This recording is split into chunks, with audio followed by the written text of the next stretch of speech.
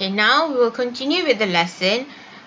Normally, we always fail to effectively listen, which would lead to miscommunication. You wrongly understand the message and whatnot. So that is miscommunication. But now you need to know how do you actually actively listen. So there are 10 steps for you to effectively listen. Number 1 is always maintain eye contact to the speaker. Okay, you look at the speaker when the speaker is trying to say. When your friend is talking to you, you need to look at your friend.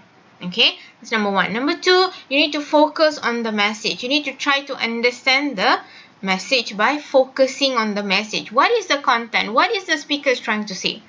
Next is, like I said just now, you need to keep an open mind. You cannot have prejudice, biasness towards the speaker.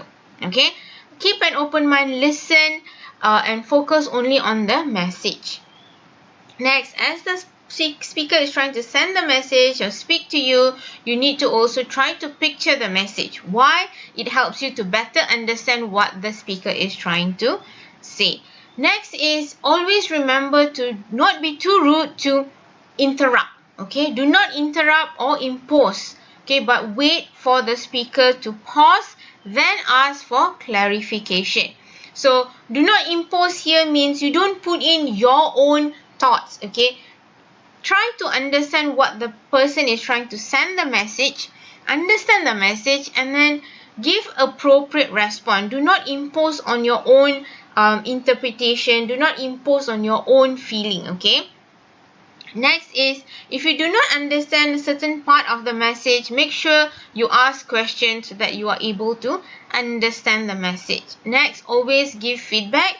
Do not just leave the speaker to just speak on him by himself, by herself, but you have no feedback to the speaker, and then the speaker would feel like, why am I speaking to you? Okay, because you're not giving any response.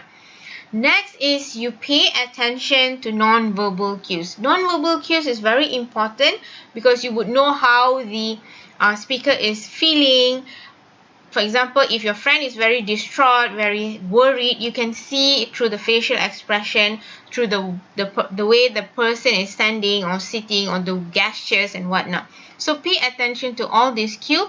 Why? Because the final step is you would know, or you are able to understand what the speaker is feeling.